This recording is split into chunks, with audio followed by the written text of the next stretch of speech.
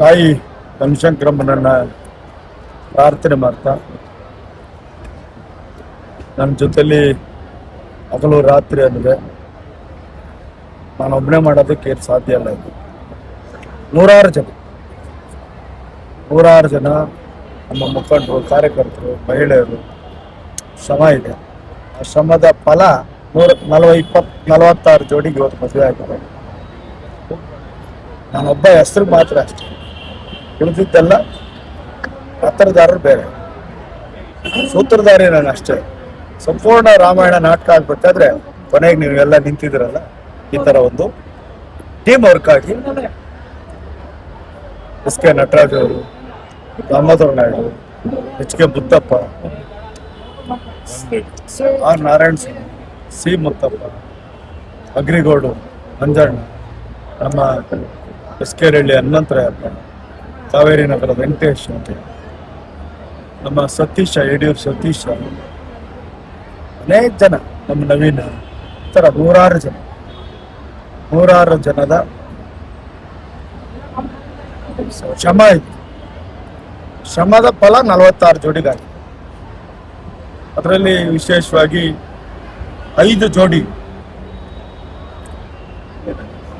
ವಿಕಲಚೇತನರು ಅಂತೇಳಿ ಅವ್ರನ್ನ ಯಾರು ಸಹಿತ ಅವರೇ ನೋಡೋರು ಅಂತ ವ್ಯವಸ್ಥೆ ಆಗಿ ಅವ್ರಿಗೆ ಇವತ್ತು 5 ಜೋಡಿಗೆ ತಾಯಿ ಸನ್ನಿಧಾನದಲ್ಲಿ ಅವರ ಹುಡುಗಿ ಒಂದು ಹಾಡಾಡ್ತಾರೆ ತಾಯಿ ಮೇಲೆ.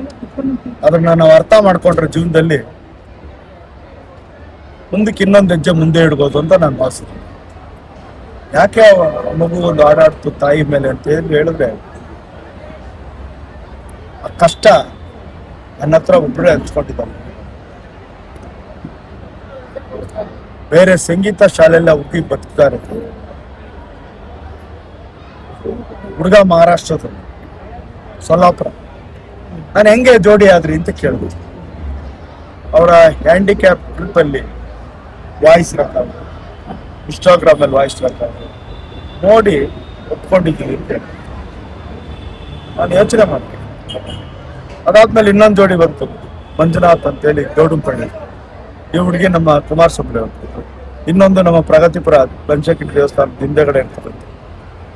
ಹಂಗೆ ಬರ್ತಾ VTM ಲೇಔಟ್ ಒಂದು ಹುಡುಗಿ ಬಂತು ಲಾಸ್ಟಲ್ಲಿ. ಆ ಹುಡುಗಿಗೆ ತಂದೆ ತಾಯಿನೂ ಇಲ್ಲ, ಅಣ್ಣ ತಮ್ಮದಿರು ಇಲ್ಲ, ಅಕ್ಕ ತಂಗಿದಿರು ಇಲ್ಲ. ಅವ್ರ ದೊಡ್ಡಪ್ಪನ ಮನೆಯಲ್ಲಿ ಸಾಕಿದ್ದಾರೆ. ಕೊನೆ ಮುಗಿದೋಗಿತ್ತು. ಲಾಸ್ಟಲ್ಲಿ ಬಂದು ಅವ್ರು ನೋಡಿದಾಗ ಆ ಹುಡುಗಿ ಕಷ್ಟ ಕೇಳಿದಾಗ ಏನೇ ಆಗಲಿ ಮಾಡಲೇಬೇಕು ಅಂತೇಳಿ ನಮ್ಮ ಅಗ್ರಿಗೌಡ್ ಮಂಜಣ್ಣ ಇರ್ಬೋದು, ದಾಮೋದರ ನಾಯ್ಡು, ಸತೀಶ ಇರ್ಬೋದು, ಅಲ್ಲಿ ನಮ್ಮ ಕುಂಡ ಇರ್ಬೋದು, ನರಸಿಂಹ ಇರ್ಬೋದು, ಬಸವ ಇರ್ಬೋದು, ಸತೀಶ್ ಇರ್ಬೋದು, ಇಲ್ಲ ನಾವು ಮಾಡಬೇಕಿದ್ದನ್ನ ಅಂತೇಳಿ ತೀರ್ಮಾನ ಮಾಡಿ ಅದು 46ನೇ ತಂದೆ.